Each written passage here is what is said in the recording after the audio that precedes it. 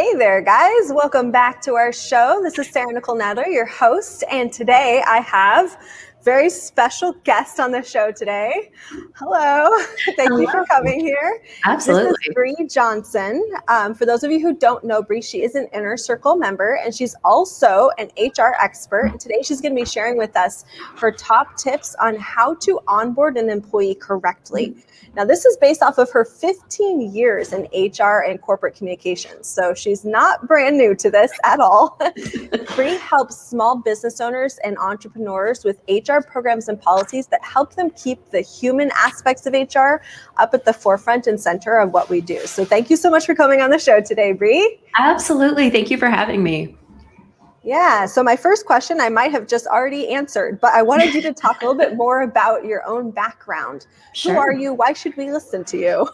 Sure. Well, over that time frame that you just mentioned in my career, I've had the privilege of being what is typically referred to as an HR generalist, which means I got to touch everything. So I would be involved with every employee that was a part of the company that I worked for while we were doing the hiring process and the interview process, and then with them through onboarding, with them through continued professional development, with them through promotions, and then with them through, for those who did not stay, through the end of that relationship. So I got to see the whole picture start to finish and everything that happened in between. So being able to combine HR and communications really allowed me to fine tune what we were able to do.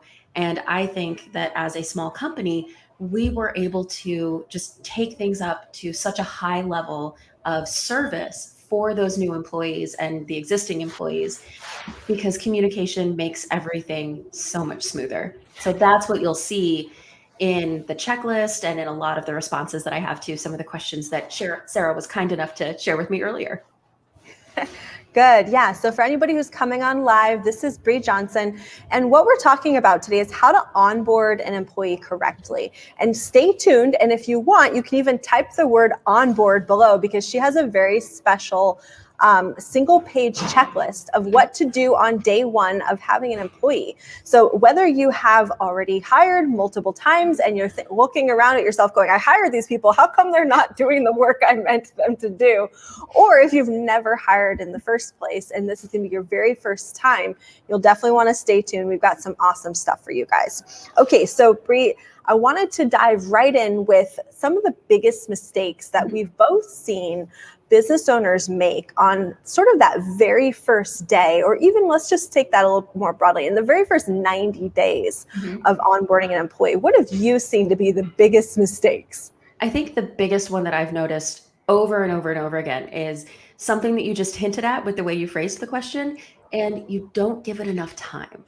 Onboarding is more than just one day, because as much as we try, and everybody who comes into your team wants to like hit the ground running, they want to do the best job they possibly can, nobody knows everything they need to know after the first 8 hours. It doesn't happen. So part of what you need to do in a successful onboarding program, and I like to think of it that way as opposed to it's your first day, here's this program that we have for you to get you comfortable, get you acclimated, give you everything that you need, have checkpoints. Certainly at the end of the first day, you want to know how it went. You want to know that you didn't scare the person away. My record for scaring someone away is 45 minutes. So you got to tell us that story. it's a true story. The person came in, they came in as part of an arrangement that we had with a temporary staffing agency and asked some fantastic questions. And after the first 45 minutes realized I misunderstood something was not conveyed to me properly, and I'm not the person for this role. So kudos Well, to at that least they person for recognized it. recognizing it and being honest and knowing themselves, knowing us very quickly, well enough to say, this was not right. So you want to make sure that that's not the first day you have. And then you want to check in again at the end of that first week.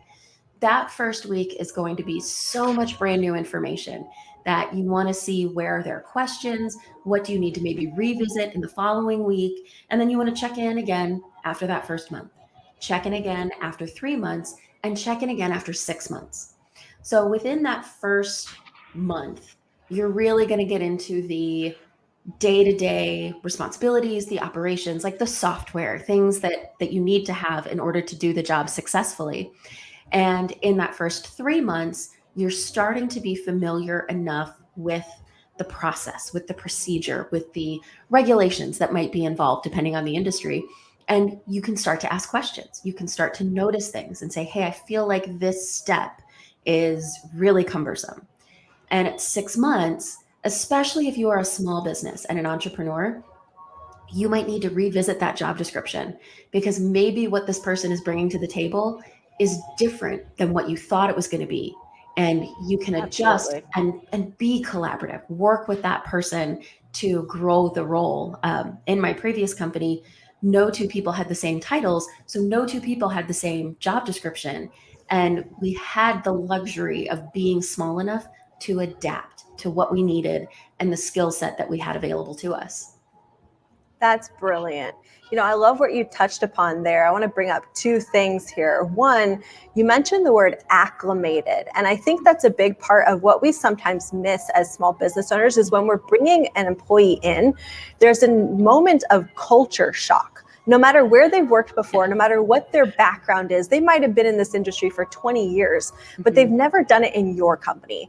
And your company is a culture. That's why we call it company culture. What makes a culture? It's how you dress, it's how you talk, it's how you act.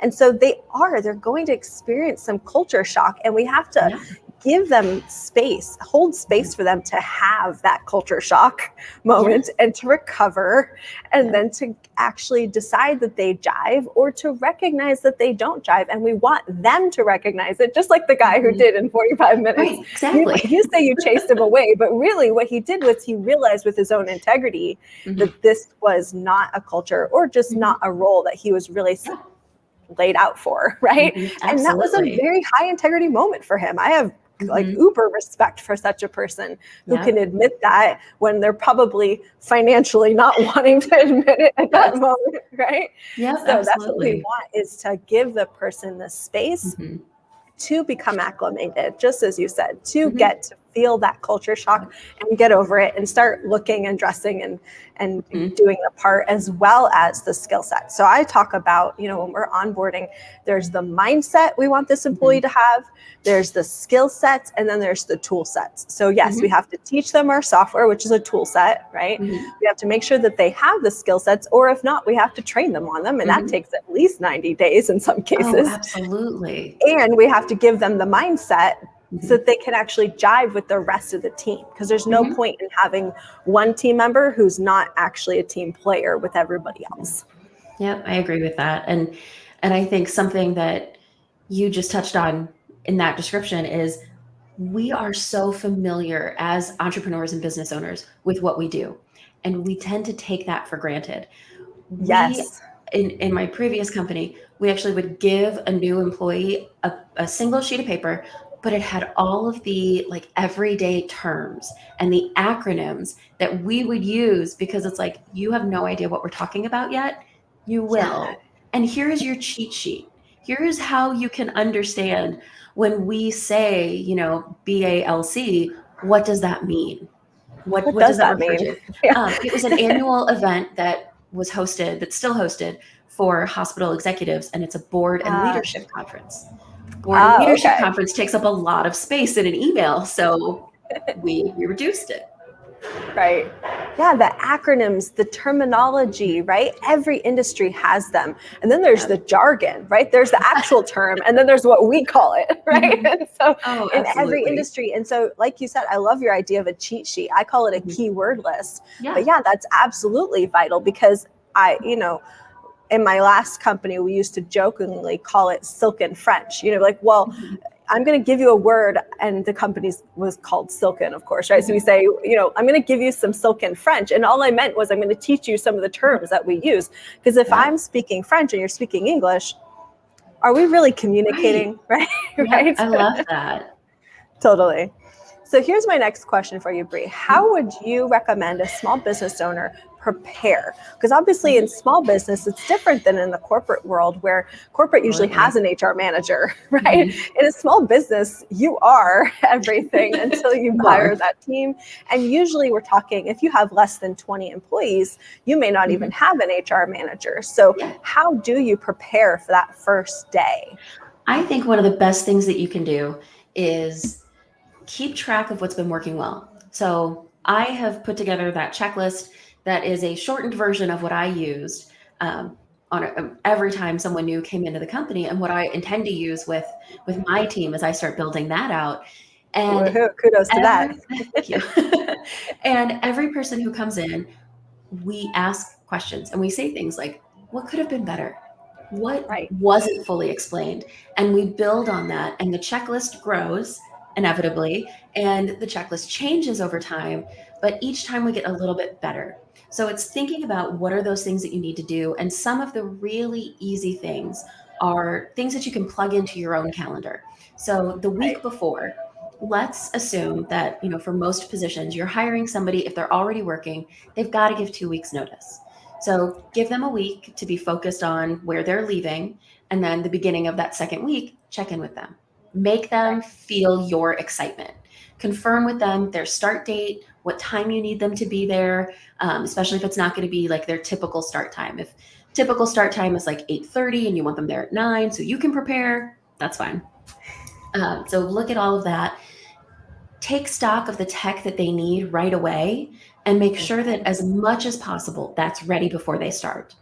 My husband switched jobs just about a year ago, and he had a technical training on their customer relationship management system on his second day, but he didn't get his laptop until his fourth day. So the training was very helpful, but it would have been even more helpful if he had been able to follow along and go through the system. So think about things like that. And again, as a small business, you can structure that training so that you're doing maybe 1, maybe 2 things a day for the first week, and schedule them out so that if you have a big, hefty software that they've got to get comfortable with and their laptop isn't ready until Wednesday, schedule that for Thursday. Give yourself a little extra room, things like that. And make sure that once you have that schedule set, knowing that this person, may or may not have access to their email right away, send it to them separately so they can come in prepared.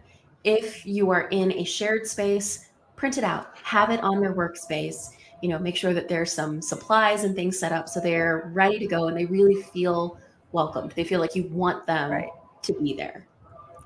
Absolutely. I think you really hit on a point there too, of like making them feel welcome. I think sometimes we're so busy to get something out of the employee that we forget to turn it around and go, what do they need and want in the boss? Yeah. What do they like? What is that employee's expectations? Now, that doesn't mean that we're going to be subservient to the employee, but there is an aspect of, just as they are new to the company, you are new to them. And maybe the last 4 employees you hired were total extroverts, and this person is a total introvert, brand new type of personality that you've never hired before. And so you can't assume, right? We can't walk into that with a picture hanging in front of us of what this employee will be. We have to kind of like take them in a new unit of time of who they are and get to know, like, and trust that person based off of who they are, right? Yeah, absolutely. I love that. Good. Okay, so now here's the big one. What are some red flags that you look for on day 1, or maybe even, let's take that first week. What are some things you stay alert for in the first week that tell you, I'm not even going to wait for the 90-day. This guy's got to go? Because I think that however many filters we can put into that hiring process, there's always where the rubber hits the road and the guy actually comes through the door, right? Absolutely. A lot of it is knowing your corporate culture and what that environment is and what that feels like.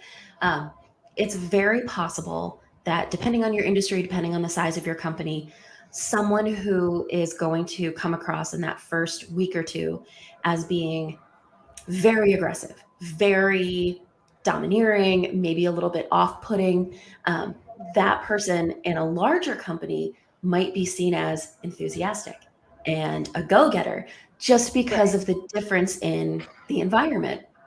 So it starts with knowing what makes someone successful in your organization. And hopefully those are conversations that you've had, even if it's just like with yourself in a mirror, you've had that conversation to know this is what we need. So anyone who, especially in that first day, I'm willing to cut a little slack on this, but if you are consistently getting that like deer in the headlights, I'm completely overwhelmed facial expression, be aware of that. On day one, be a little gentle with the people, right? Because we're all going to have that at some point on day one. But if you're, 2 weeks in and you're still getting that, and the person is not asking questions at all, maybe again, like you said, if that person is introverted, maybe they need to think through it and process what those questions should be. But if you're not getting any questions at all, that's a red flag for me.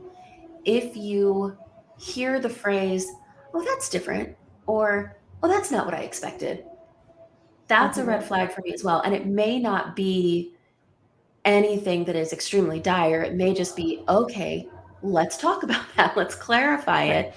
And then going back to either your hiring process or your initial onboarding and say, okay, what was confusing about that? What do I need to refine for next time? I think along those lines as well, I think there's proper expectation setting in the hiring process, not necessarily even onboarding of, am I hiring this person because I feel like they have a successful process that I hope they will bring to the table? Or do I have a successful process that I hope they are going to be willing to learn? And if you don't set that expectation in the hiring process, you will end up having first week or 2 weeks of, wait a minute, I thought, right? And that can sometimes taint the rest of the person's experience at the company. If they thought, well, I've done this really, really well somewhere else, and I'm going to come in and I'm going to push everything you've got going on aside and implement what I know, that's a completely different attitude that employee needs to have than someone who I'm going, look, I'm hiring you because I have a successful process and I don't want you to mess with it. Right. Or you can mess with it after 90 days. I need you to get real familiar with it. And then let's make it better. That's right. Knowing what condition your company is in now, right, I think is key. And it's part of that preparatory process before we even go to hire somebody. I think there's a lot of steps that come before you put out a hiring ad that people don't always think with. And now they're trying to do that preparatory work in the onboarding process, which is muddies the waters a little bit. It does. Yeah. Okay, so we talked about structuring that first day a little bit, but I want to really dive in because I hear a lot of feedback from business owners going, the person shows up and I'm so excited, and then I realize I have everything that was already on my plate, and now I have onboarding and training this guy too, and how do we jive the two? My solution to that has always been pick the one thing that will take the biggest chunk off your plate and teach them that first. But I'm curious to hear what you've done in the past and what's worked for you. So I always like to start with the really glamorous, really sexy stuff right away. We're going to fill out your payroll form. We're going to fill out your taxes. We're going to start talking about your benefits if that's something that is available to you. So we're going to do that right away. Some of it, the legal paperwork, there are some things that are supposed to be filled out on the employee's first day. So you want to do that. You want to get that done. And then you want to get that filed so you don't have to look at it again. And then you want to go through, and I always like to give a little bit of the company history. So why do we do what we do? Why is this important? Why are we excited about what we do? And why do I hope I can give some of that excitement to you as well? So that typically is a nice chunk of the morning. After that, I like to do some time with the team, if there is a team that the person will be working with. And I always like to encourage, do that in a fun way if you can. So as the person is getting settled, you probably have some things that don't require the technology that you could give to them. There's probably an employee handbook that they need to review. There's probably some policies that you need them to review and sign off on. And whether that's a physical piece of paper that they sign and then you file, or it's something electronic that you're tracking that indicates, yes, this person has signed it. You want to give them time to do that, because the new employee needs to understand, if you don't read it and you signed it, legally you've read it. So you need to be prepared for that. Give yourself some time on this first day to do that. And then if you can, bring the team together to either have a team meeting and talk about some things that are going on to get that person introduced, or at a bare minimum, have lunch. Go, if you're in the same place, go have lunch together. Get to know each other outside of the responsibilities that you'll all be sharing. And whether that's in person in a restaurant, or if, you send everybody a gift certificate for DoorDash and everybody gets lunch brought in and you can do it that way, have some time to acknowledge and start to get to know each other just as people. Right. That's super vital, because they're going to be working so closely together that you want to see where the personality clashes are going to start. Yes. It's not that they have to get along perfectly with every person on day one. You know what I mean? Like, I don't expect perfection from people, but it's important for you as an executive to start to see where they fit within the culture you have. I love how you start as well with that big overview, because I feel like the purpose of a role is more important than the job duties list. And I've always said this, like, if you were to hire me to do pretty much anything, you could give me like 8-page long checklists of all my job duties and make me try to memorize those on the first day, which is just going to be super overwhelming. Or you could say, Sarah, your job is to keep that schedule full. Good. From that, I'm a logical person. I can extrapolate that I'm probably supposed to answer the phone, do outgoing calls. Like, I can extrapolate what I'm supposed to accomplish if I know the purpose. And tying that in with the company mission, that right there is gold, because that's where you get, right? I always tell people, like, don't hire people who are not fueled by the fuel that fuels you. So if what fuels me, right, is building big companies, right? I love making other business owners profitable and successful. I like watching them be able to go to their kids' game and do ballet with their child and, like, go do fun things during the day because they aren't stuck in their business. Like, good. That's my mission. I'm not going to hire people who don't give a hoot about entrepreneurship, right? Like, even the guy who's editing my podcast is himself an entrepreneur. So he understands, right? So you have to hire people who are fueled by what's fueling you. Otherwise, they don't get behind the company culture. They don't get behind your goals every year. And it's just because everything falls flat, right? So I love what you're saying with that. That's really cool. And I also like to have some sort of an assignment that is maybe not like, hey, it's day one, you're in charge of this entire part of our company strategic plan. Yay. So happy you're here. But having something that they can start to work on right away. Because I do like to space out the training. So with the company that I was at, there was the HR training, there was IT training, there was compliance training, there was brand training. Depending on the role you had, there was project management training. And you were lucky enough because I did all of those trainings with you. So you got to see a lot of me in the first 2 weeks. And everybody needs downtime between those things to absorb them. But you also don't want to be just like sitting at your desk going, okay, I'm done. What do I do? So having something that they can get into right away, knowing that it may not be something that takes, just one day, but giving them something to work through at that point. Absolutely. I think balancing the learning with some productivity as well, because it's productivity that gives us that sense of purpose, right? Like, okay, good. I earned my paycheck today. And we don't want to set the person up to feel like they don't need to accomplish anything in order to get a paycheck either. I think the other aspect of that too is really looking at when you're onboarding a person, like, where do you want them to end up? Do we want them to end up as someone who sits around and waits for orders? Or do we want them to end up as someone who is showing initiative and taking what they learned and implementing it? So if you don't give them something to implement at the end of those trainings, right? They're not going to get very far. Absolutely. Now, I'm curious though, because as you said, like, your background is obviously in a business that had the capacity to hire Brie to be an HR manager and train people. But what about that entrepreneur who this is their first hire? And so they've got, maybe 40 or 50 hours worth of work every week, and they're trying to train. What are some of the ways that you have seen that we can minimize the business owner's necessity to be in front of the brand new employee on that first day or in that first week? There are a lot of things that you can set up that might be as simple as, okay, here is a folder on our shared Google Drive. This Yes. has all of the documentation that you need. It's pre-populated. Go through it. Here's, I'll check in with you. Here are some things that we need to do for the training. There's a couple of things that we want to do together. But for the most part, I've hired you because you are a capable person. And Right. I know you can read a document. If I didn't think you could read a document on your own, you probably wouldn't have been hired. So it's being able to balance that. And it's exactly like you said, picking what is that big thing that you've hired this person to do and focus your training on that.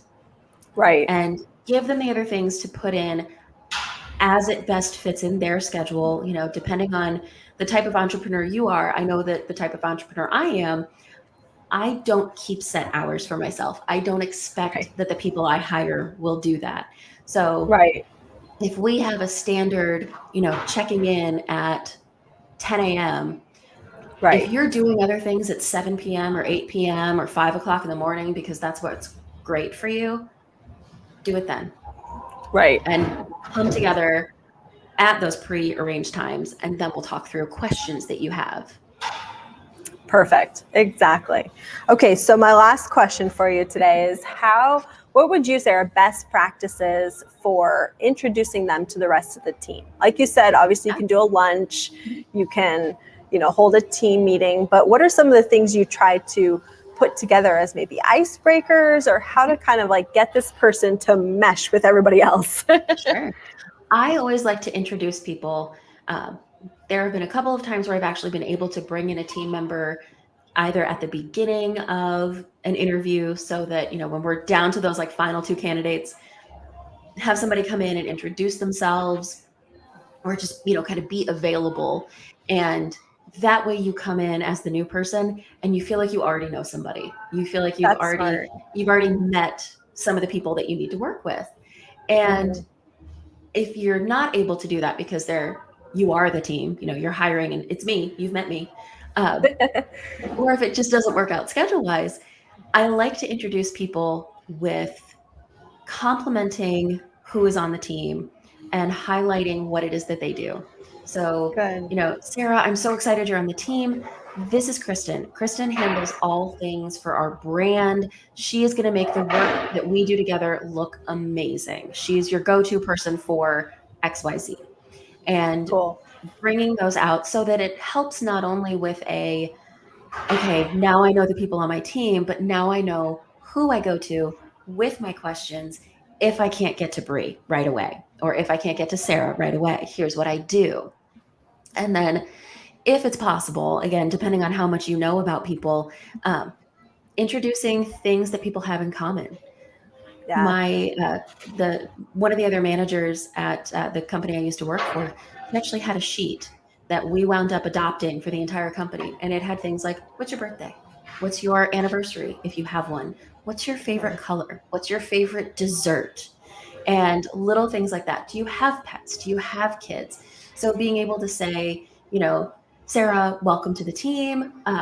You have a boxer, and so does Kylie. You guys have that in common, or if you went to the same school as someone, if you, live in the same town or something like that. So it's looking for, again, those fun little unique details that help connect people and help remind us that you are more than just the title that's in the bottom of your email. You are more than just those, 17 bullet points in your job description about what you do.